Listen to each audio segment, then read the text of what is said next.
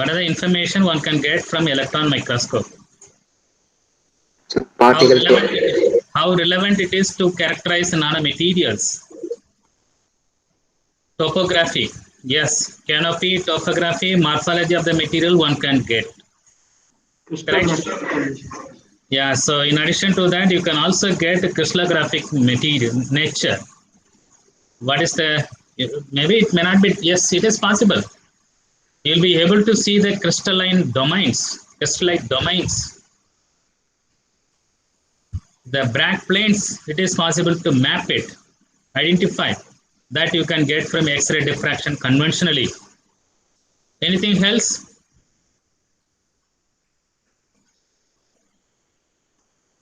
Anything else you can get? Composition. Chemical nature, it is possible to get. You know, the chemical nature or chemical entities are the main contribution to the property of any bulk material. Sodium chloride is different, potassium chloride is different, magnesium sulfate is different, steel is different, because they all have different chemical entity. So the very nature of chemical composition, it is possible to get using electron microscope combined with the microanalyzer. Did anyone get that point? What is that? Another additional tool that we have to integrate to the SEM so that it will give chemical composition of a material.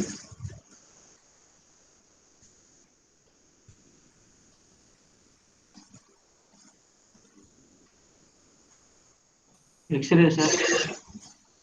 Yeah, so something related to X-ray, it is called EDAX or simply known as EDX. Energy dispersive X-ray analysis is the additional detector that you will have to use it. If you monitor the X-ray that is coming out in the electron microscope from the sample, it is possible to characterize what are the chemicals it can present. Not only that, the wavelength will give you the type of the element, the intensity of the light or the X-ray light, X-ray radiation will give you amount of the material or element present. So unfortunately, it doesn't provide the state of the element. What do I mean by the state of the element?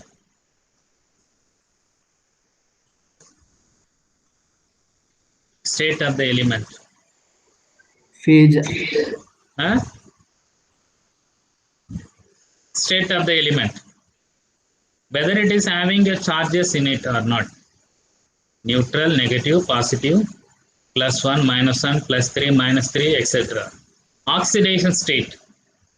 EDAX doesn't provide the oxidation state. There is another big person is there to give that information. XPS, X-rays photoelectron spectroscope. You will be able to know what element it is and what state the element is in. Zero state, metallic, or elemental, or cationic, anionic. Oxidation states of metals very much can be known from XPS, X-rays photoelectron spectroscopy. But this scanning electron microscope, whether it is a scanning electron microscope or if you go to the higher version, transmission electron microscope, you will be able to get topography of the material, canopy of the material, morphology of the material.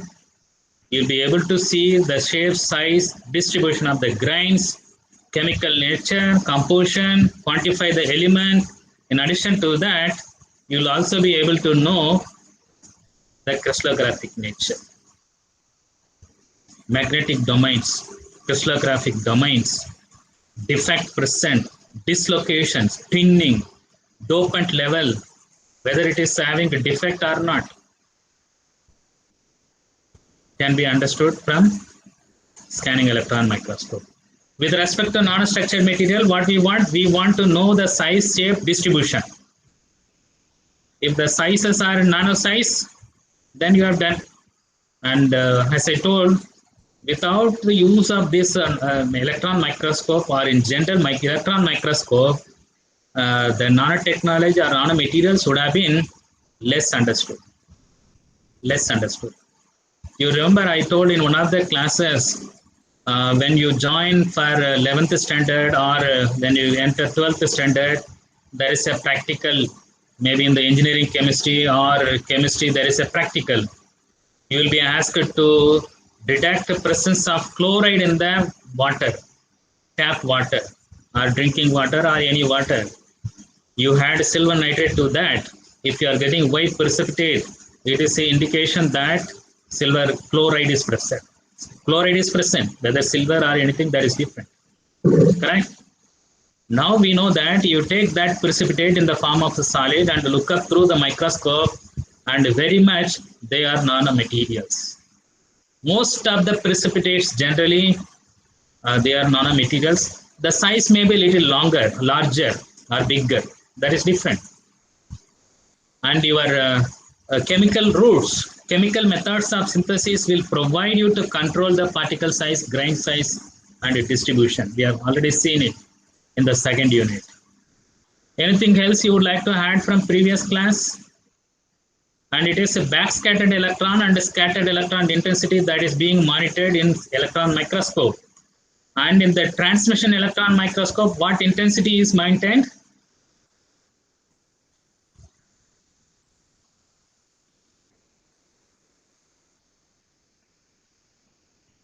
This point you didn't tell, sir. How can you ask such question? When you have not thought, how can you ask that question? You are a very bad teacher. What intensity is monitored to manipulate into images in the transmission electron microscope?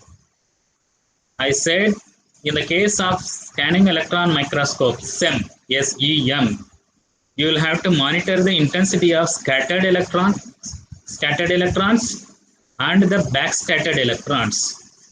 One is atomic number dependent, another one is atomic number independent. What is the intensity or the current of electron that you have to monitor in the case of TEM? Secondary. No, the secondary scattered electron is secondary electron only. That's again still SEM. Backscattered electrons, secondary electrons. The name itself implies equipment name or instrument name, analytical equipment name itself implies. Otherwise, you would have been having only SEM. Okay. Transmitted electrons. Intensity of transmitted electron. I think that PEC student, I am not getting her. Behera, I can pronounce Behera. So she made a point at the end of the class, last class. You need to have a very thin material in order for the electron to pass through, transmit through. And when the electron passes through or transmit through the material, and their intensity, velocity, many informations are changed. That you monitor, and you will get much better resolution. FIB is the technique to manipulate, prepare the sample for TEM applications. FIB. What is FIB? Focused ion beam. You will have to prepare the sample for TEM applications. You need to have very thin solid. Okay, so today we will dwell in another two microscopes.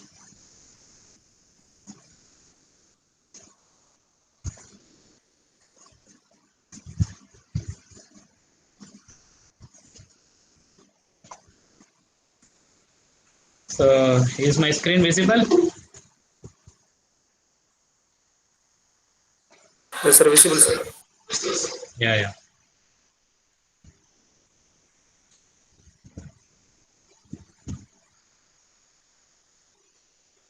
So this is what we are going to dwell, STM, simply known as STM, STEM. scanning tunneling microscope. So I'm sure all of you have seen this. Yeah, fascinating. I have to stop this. I have to restart another version. This is not good. 1 second.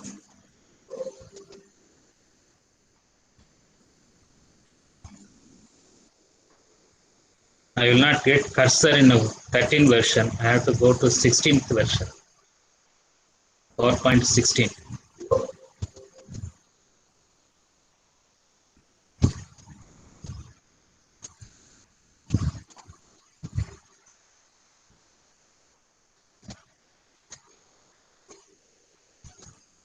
Excuse me.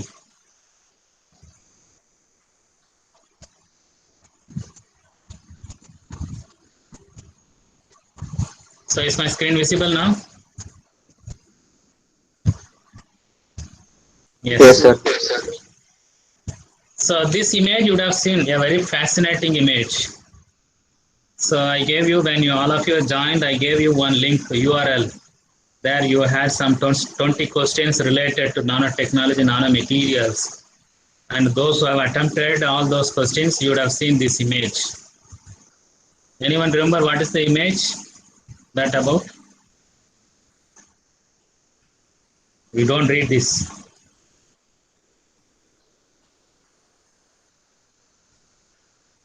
Yeah, so when you look up initially, you won't realize that it is a planted atoms on some copper surface. Unless the caption is red, it is difficult to imagine that it is a material, or it is maybe some structure, some material structure, material's nature or canopy. You see that people have done such a planting on the copper surfaces. And it is possible to count the number of atoms that has been planted on the copper surface. And it is having at least 49 iron atoms planted on the copper surface. Highly nano, atomic manipulations. How will you get this image? How will you get this image? Whether X-ray diffraction will help you, or any spectroscopic technique will help you to get such a fascinating image, or your SEM electron, SEM or TEM will help you to get such an image. 49 atoms are planted, like literal plants are lie down on the ground. You can lift, in fact, you can lift the atoms from their positions. Nano indentation. People call that as a nano indentation. And nano lithography. Lithography. You can plant it. You can uproot it. Very fascinating. People are very crazy, about nanomaterials, nanotechnology. How many atoms you want to plant? You can plant on any surfaces using lithography.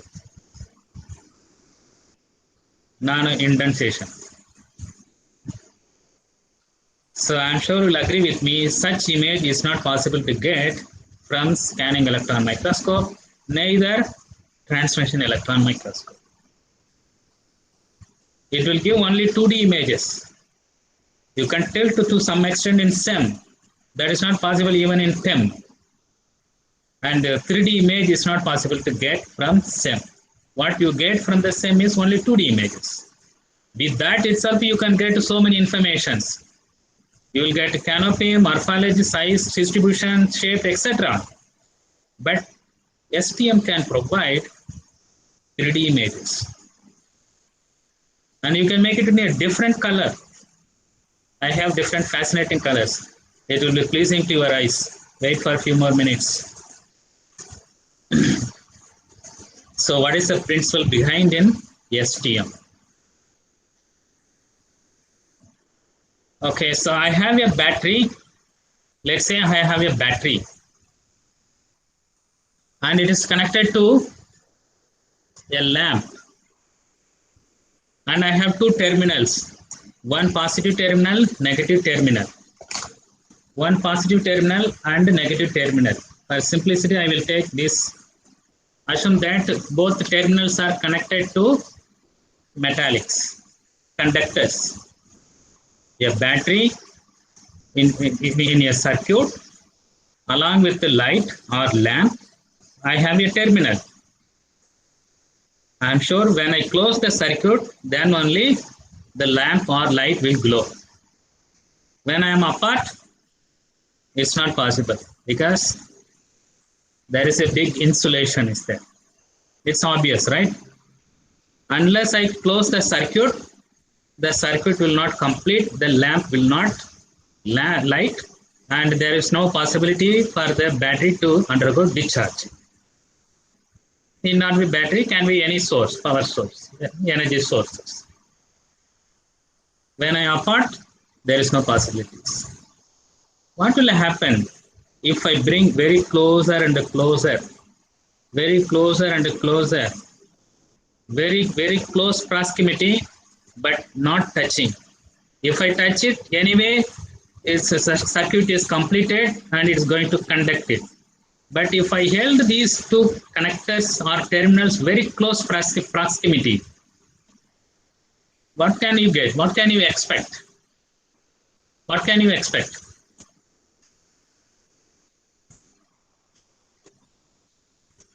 What can you expect?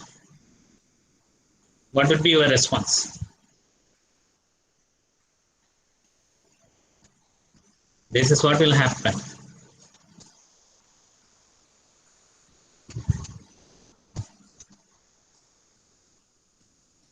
There will be a felt conduction. It is not touching. When you touch it anyway, conduction is established. But when you held two metallic or conductors or connectors close proximity, still there can be a flow of conduction. You believe it or not, this conduction or current is known as tunneling current. And this happens not necessarily overlapping of the Fermi energy or valence band and conduction band, or the conduction is established. It's mere overlapping of the wave functions of one metal, another metal. Wave function of one conductor, wave function of another conductor. They are not touching each other, but still there is a establishment of conductivity when they are held close proximity. The electron can hop, even though there is a resistance, large resistance.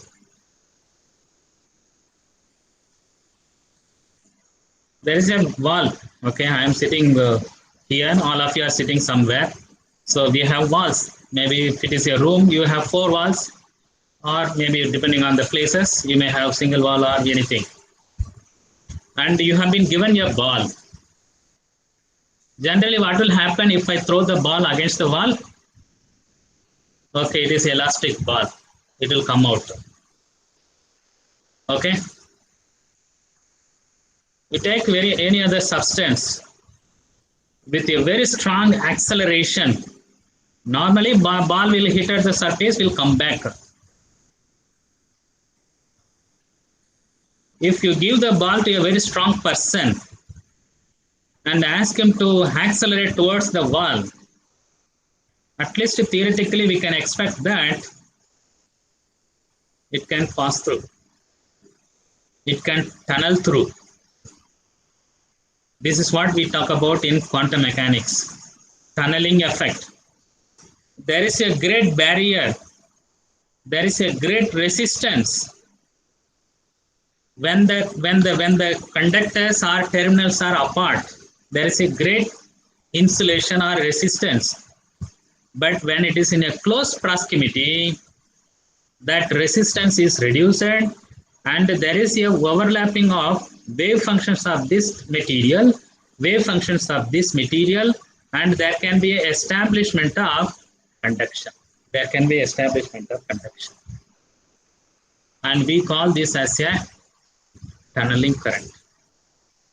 You will have to give a ball to a very strong person. Unfortunately, none of you met each other except a few.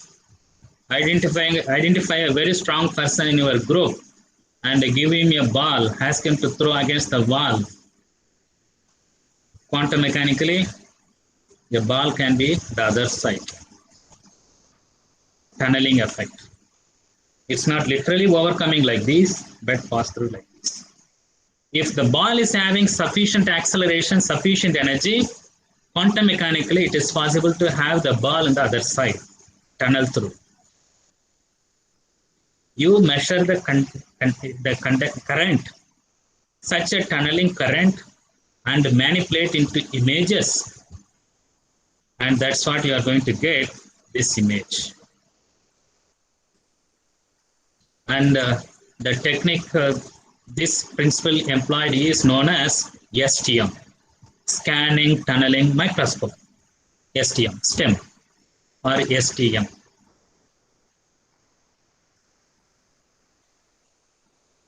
What you need to have?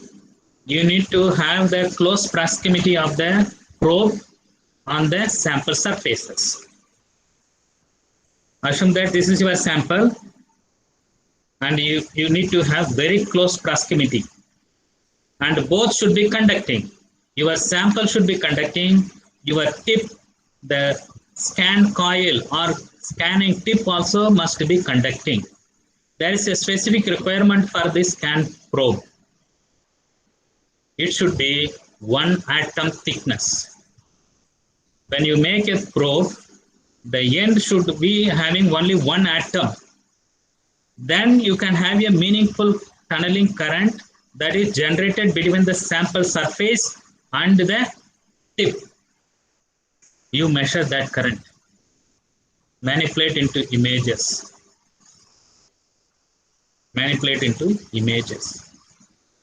So literally, the probe will be acting as one electrode, and your sample will be acting as another electrode. Whenever 2 electrodes are in close proximity, if you touch it, anyway, conduction is established. But when you held close proximity, electron can hop. Electron can tunnel through the insulator or that empty space. It is empty space for us. It's for an electron. It is a big mountain. It has to pass through. It tunnels through. So thanks to these great people who got Nobel Prize invention of STM, Denning and Roger. Roger is also connected to the electron optics, that is SEM. Denning and Roger, who got Nobel Prize for the invention of this microscope. So the requirements are both probes should be conducting and the sample also must be conducting. Then the probe should be having 1 atom thickness at the end. Only 1 atom should be ending. We should be having such a fine technique to make the probe. Then you apply the potential, monitor the current.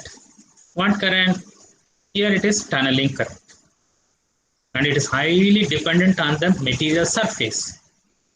When it is having a hump, the current generation will be different. When it is having a shallow, the current generation, tunneling current generation will be different. And if you monitor this, the zigzag current or whatever the type of the current, and you are monitoring the material surface, it's as simple as that. It is as simple as that.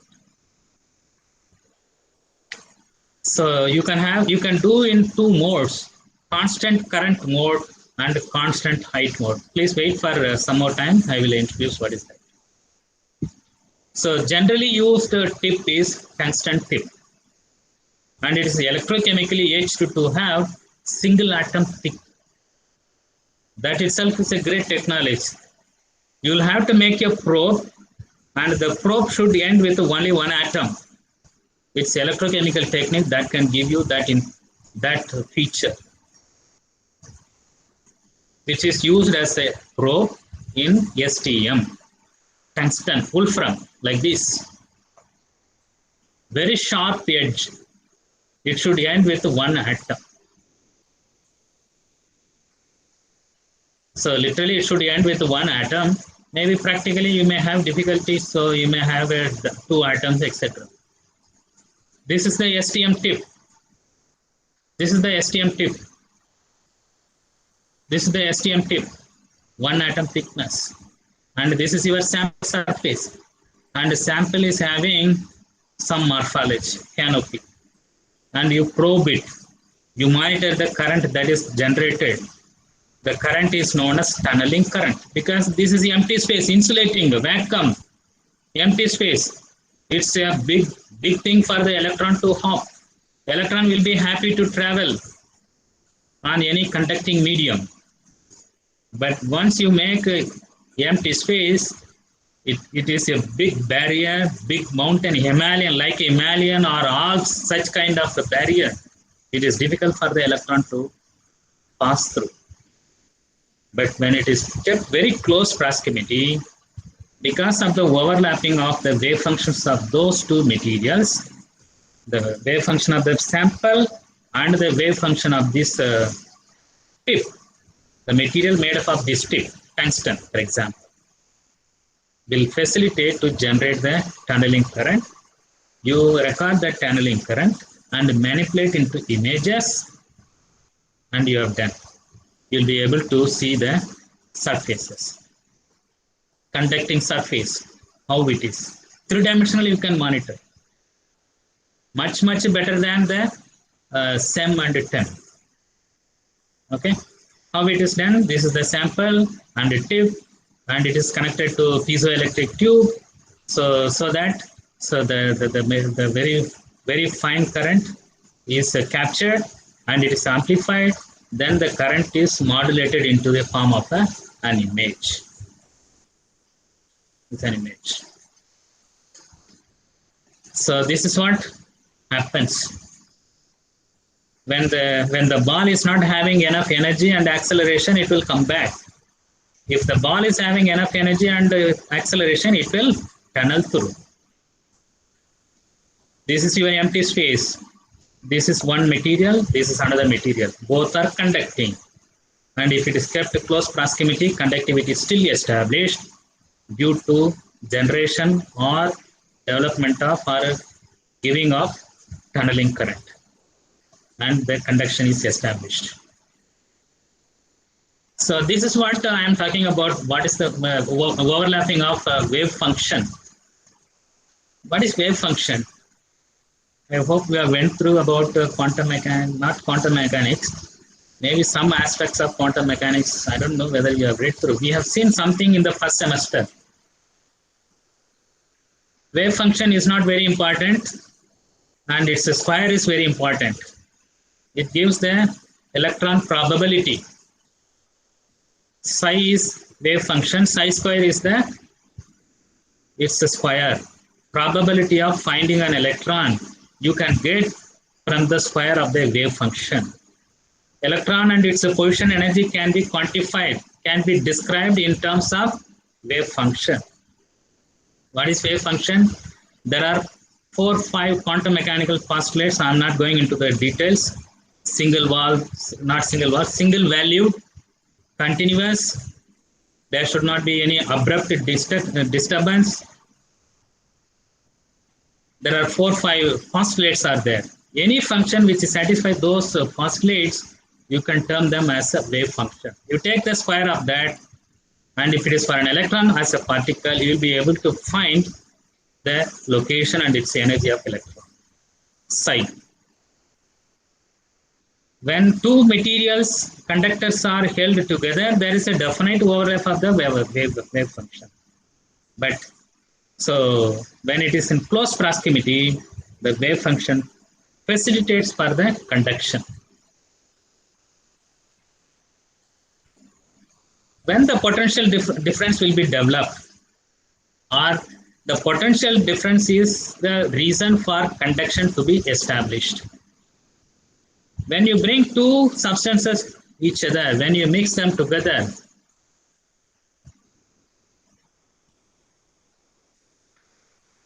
this is one metal, another metal. They have Fermi energy. When you bring 2 substances together, the Fermi energy also should remain straight line. Fermi energy cannot bend, but band can bend. You know, right? In semiconductor, you would have studied band bending. band bending is occurring because in two different material when you bring together, there should not be any change in the Fermi energy, Fermi level. To maintain that, there is a band bending taking place. There is a potential difference developed that facilitates the electron or tunneling current to pass through. Tunneling current to pass through. So this is the Fermi level of this sample, and this is the Fermi level of tip, and it is straight line, but band can bend. So there is a difference in the valence band and the conduction band. Automatically there is a development of potential difference that facilitates. When there is a potential difference, there will be a correct conduction established. Why battery can discharge the energy or power? Because the potential associated with the battery is different, and the lamp, the potential associated with the lamp is different, and there is a potential difference, and there is a conduction established. Similarly, when sample and the probes are kept held together, the potential difference is facilitating, even though it is not touching, leads to conduction. You can quantify how much is the tunneling current. You can record is exponentially related to the distance. Tunneling current is exponentially connected to distance, and K is related to this mass and work function and Planck's constant. But what is important is the D. So tunneling current exponentially related to D, and you see here, even 1 angstrom distance changes between the probe and the sample, you are going to see 10 times increase or decrease in the current that is being generated, tunneling current. And this current change is very, very big and can be modulated into an image, and you get STM image. You get an STM image. Okay, so the probe is held at a very close proximity, 1 angstrom, and you probe the conduction. And the tip is very, very important. That's what you need to have. Ultra sensitive probe tip. It should have only 1 atom thickness or ending. If we have if you have a probe like this, the tunneling current generated from this will be different, and the tunneling current generated will be here very less, because large distance, and this itself is a big barrier, and this is increased barrier. There will be less tunneling current here. That's why you need to have a 1 atom thickness or 1 atom ending, so that you will be able to monitor the current, and you will get almost, you can count the atomic positions, you can count the atoms. In fact, you can count the atoms literally using STM. Very, very fascinating information. And the last 15 years also people are dwelling on this. When I was a PhD student, similar one lecture was given by the one who is connected to this STM. They told, you can count the atoms. Yes, if you know the atomic positions, the electron locations in an atom, it is possible to count the atoms. And we have studied number of atom decreases when we move from bulk to nano. And it's only hardly countable number of atoms in a size of about 2 nanometers.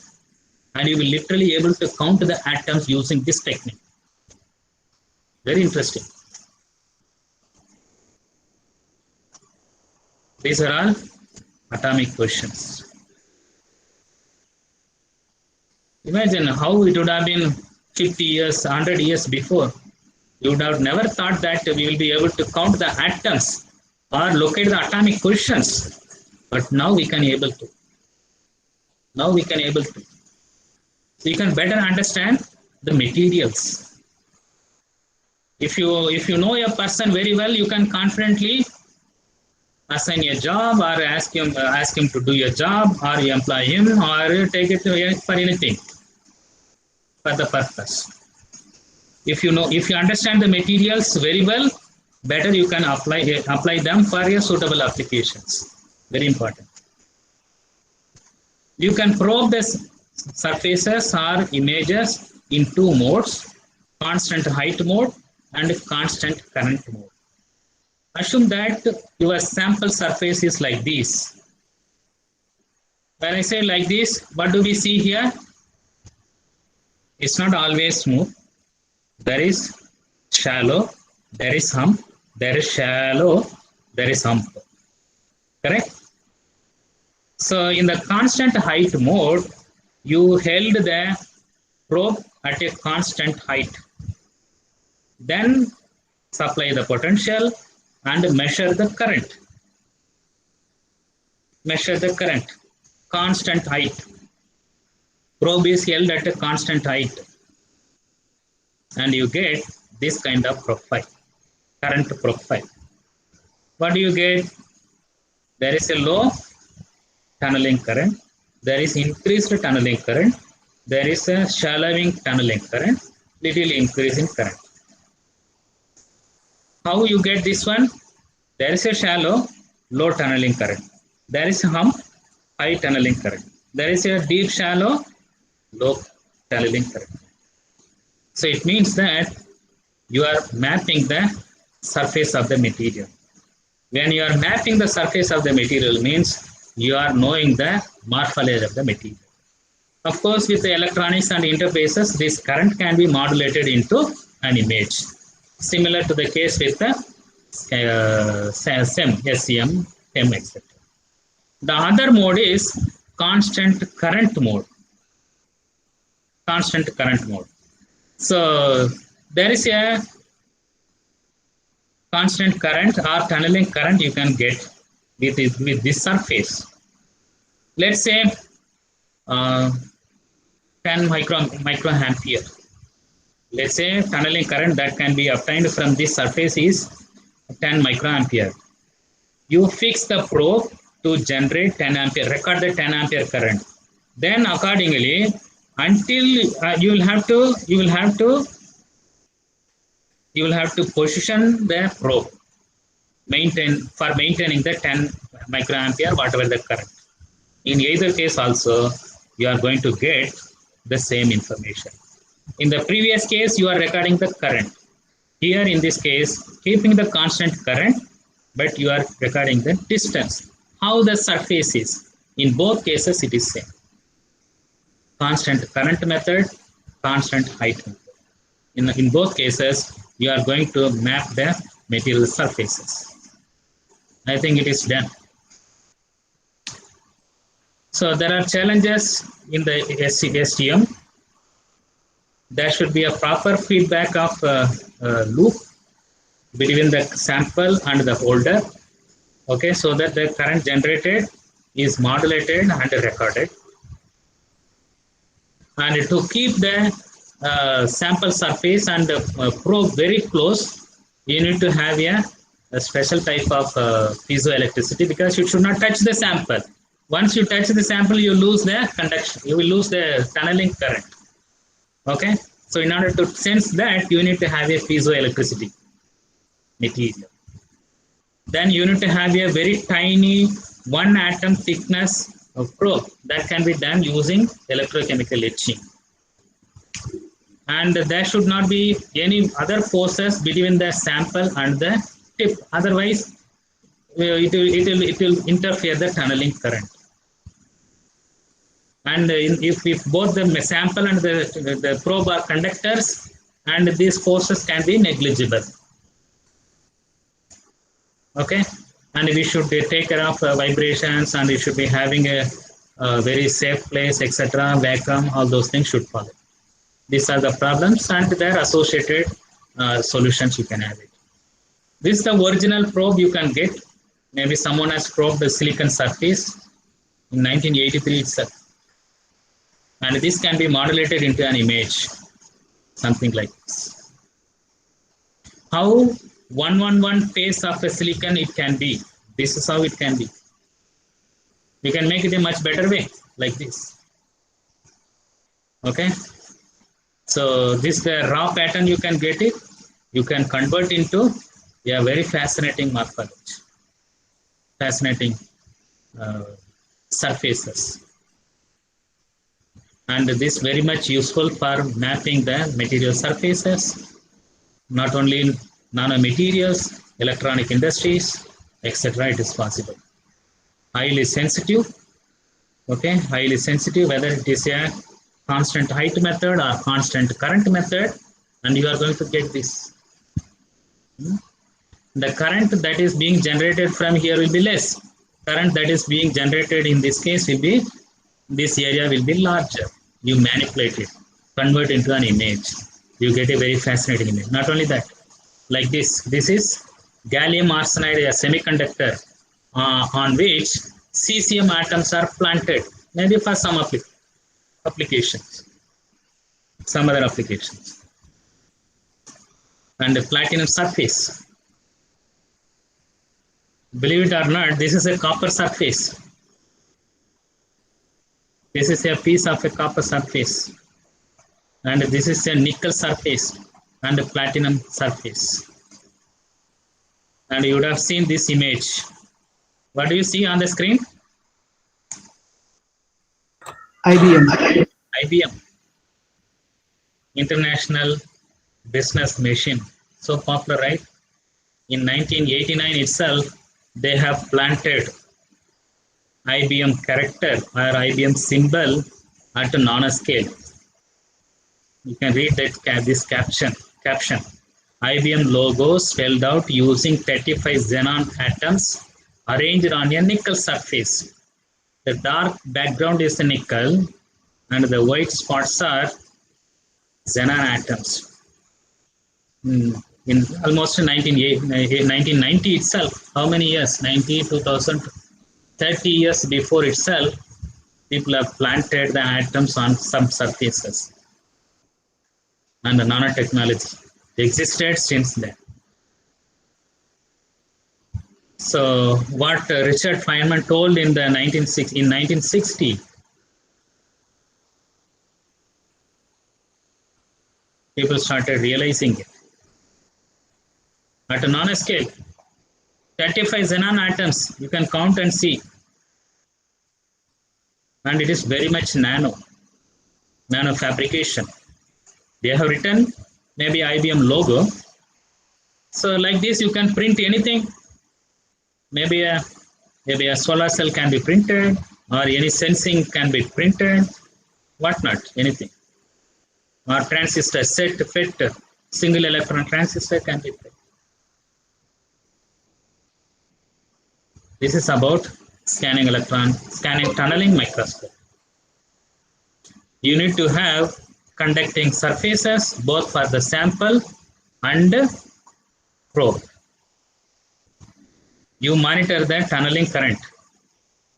You monitor the tunneling current, modulate into an image.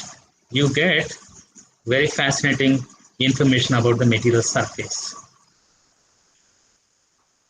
Anything would like to add? Anybody would like to add? Make some comments, clarifications.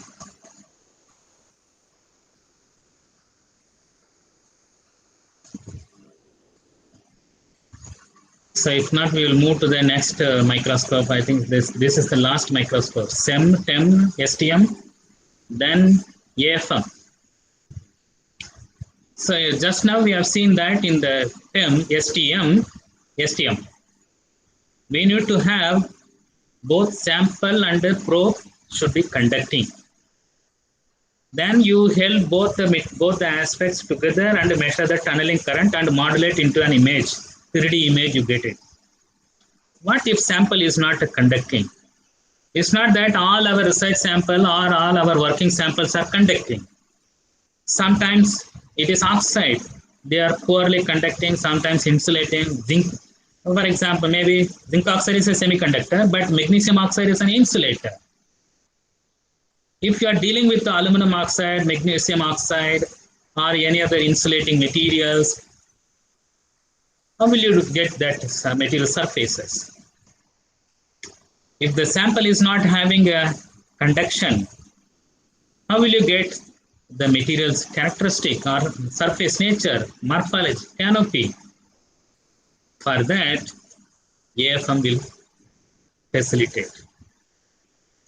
The material need not be conducting, but if it can develop any force, it can be atomic force, it can be electrostatic force or electrostatic force of attraction or repulsion, magnetic force, or any force for that matter. And if you can monitor or if you can register that force similar to registering the tunneling current and modulate into an image, it is possible to image the material surfaces.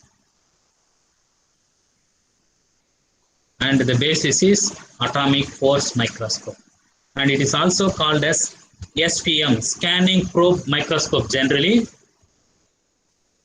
Atomic force microscope, SPM, scanning probe microscope.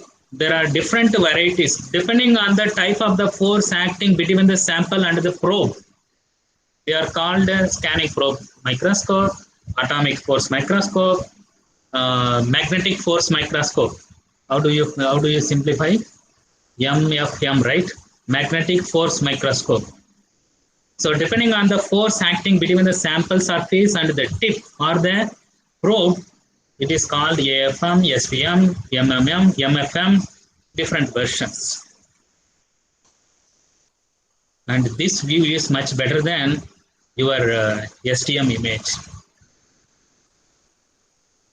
You believe it or not, this is the surface, you have it in a compact disc.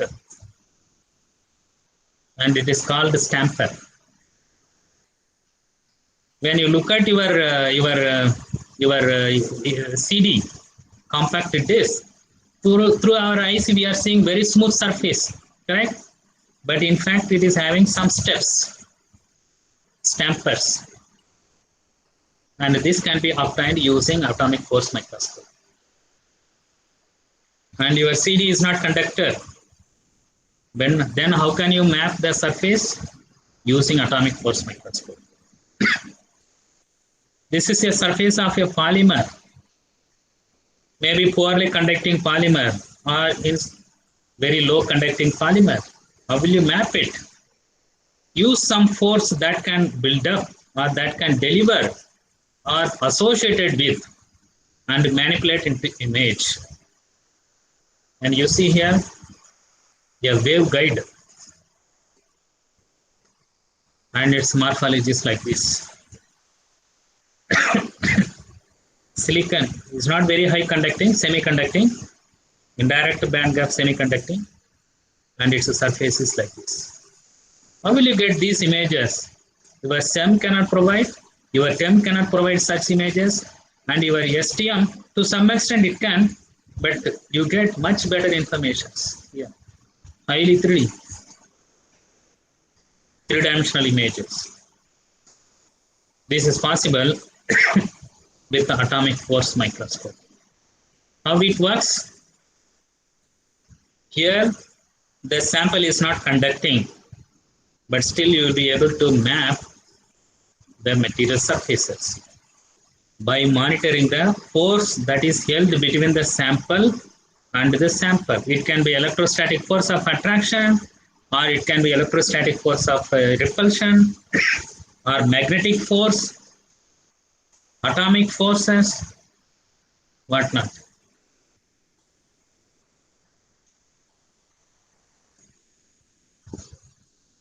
So basically, you shine the laser radiation on this. Based on the magnitude of the force that is acting between the probe and the sample, there is a cantilever attached to that, a flexible cantilever attached to that. If the force between the probe and the sample is very strong, this cantilever will undergo wobbling. Okay, so then you shine the laser light. When it is undergoing wobbling, it means electrostatic force of attraction and repulsion. So automatically the laser light intensity also will be wobbling. So through this intensity monitoring, so the way how this cantilever is interacting with the material surfaces which is non-conducting, you'll be able to have a higher intensity or lower intensity. The material steps can be very well monitored. If it is a conductor, you can simply use STM, no problem. If it is a non-conductor, the any force that is acting between the sample and the material can be modulated using a flexible cantilever, okay, with the help of a laser detector. And you know that the very characteristic of cantilever is very sensitive to its position. Very sensitive to its position. So if the force of attraction between this sample and the tip is very strong, it will nearly touch the sample. If it is repulsive, it will come out, touch and come out. Depending on the sample surface, you will have this attraction. This is if the sample is having up and shallow, the cantilever also will move up and shallow. Then this laser intensity coming out after touching on the cantilever will also mimic how the material surface is. How the material is having the same very nature can be seen on the output screen. Very important is material is not conducting, but still it is possible to record using any forces, atomic force, molecular force, magnetic force, or any other force. This is what happens when they are apart.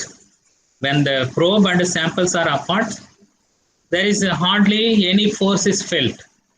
But when you bring very close proximity, depending on the force of attraction or repulsion, there can be a felt force that you monitor.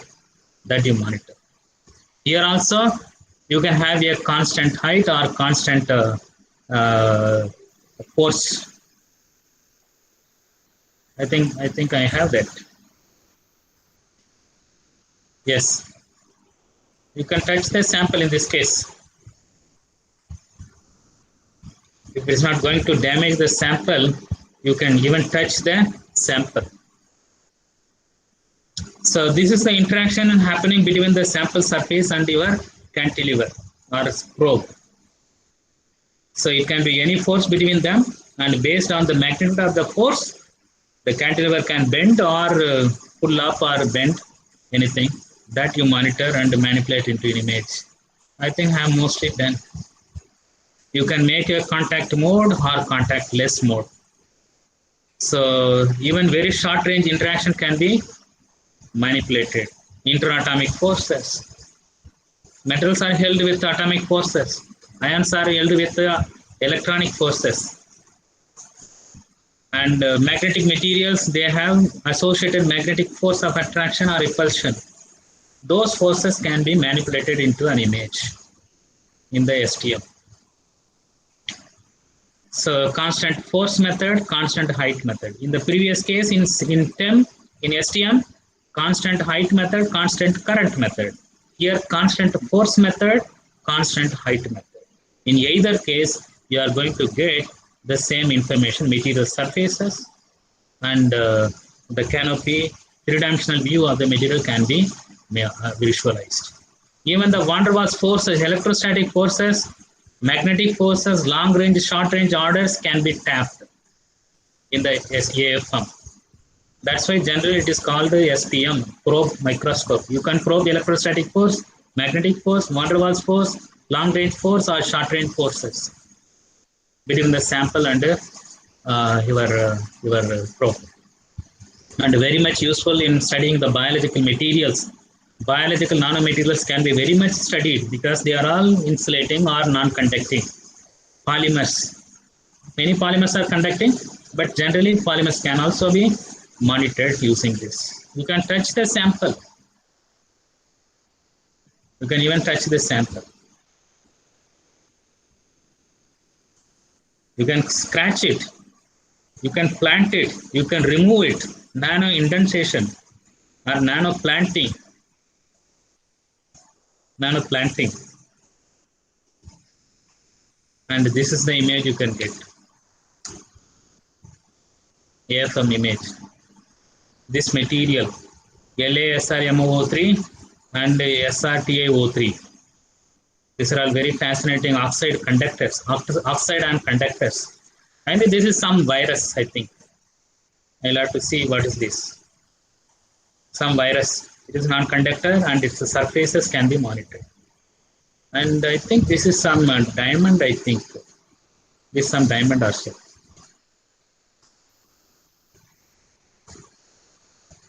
So I'm done with the microscope. So it may be hard to follow, but no other go. So I'm done. If you want to make any comments, clarification, you can do so. We are left with another 2-3 characterization, BET and porosity measurements, DLS.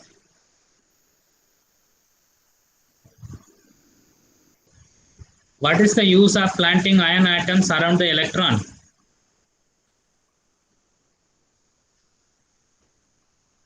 Seduraman, we cannot plant the electron, we can plant only the atoms.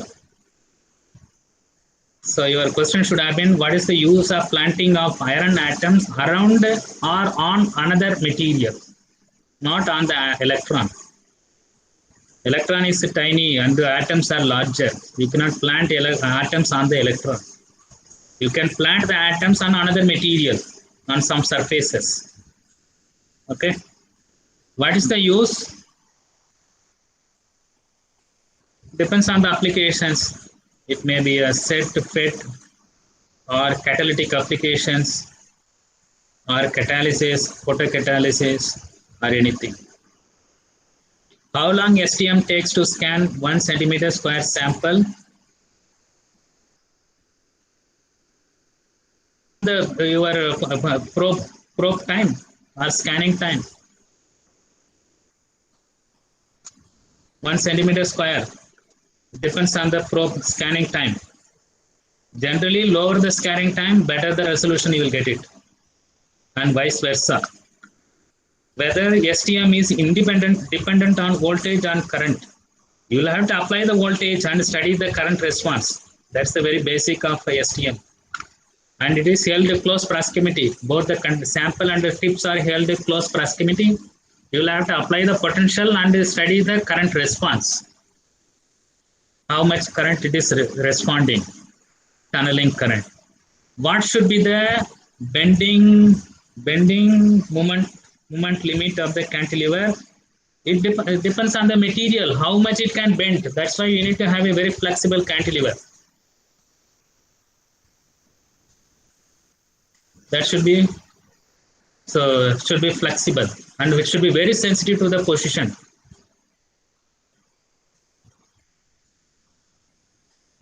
So then withstand the force. It should withstand the force. Otherwise, the probe itself will be damaged. What should be the beam material to withstand the laser? It should not be opaque. It should not undergo degradation. Mostly, some polymers will do this. Polymers will do. Cantilevers. Polymer materials will do that. Okay, so depth of the field is the distance between the sample and the probe. You cannot touch the sample in the SEM. Siddhartha Srista is asking, or he or she. So depth of the field is the distance between the sample and the probe. You cannot touch the sample unlike in STM or AFM. It has to be held at a distance. So you'll have to compromise the spot size. Okay, working distance we call it as W, depth of the field. Working distance. The sample distance between the sample and the probe is the working distance or depth of the field. So if you are very close to the sample, it is very difficult to get the electron spot size, the required spot size. But if you are very far, again, the resolution may be difficult.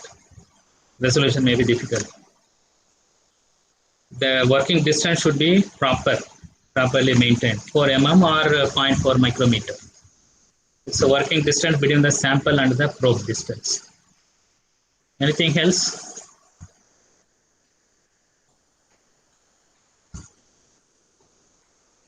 So, Sedaraman, I hope I answered all your questions. And Siddharth also.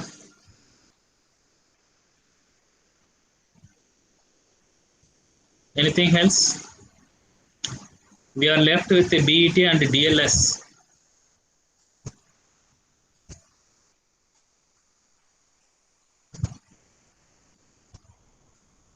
We are left with the BET and the DLS. Maybe next class. Thank you very much. Thank you, sir. Thank you, sir. Thank you, sir. Thank you, sir.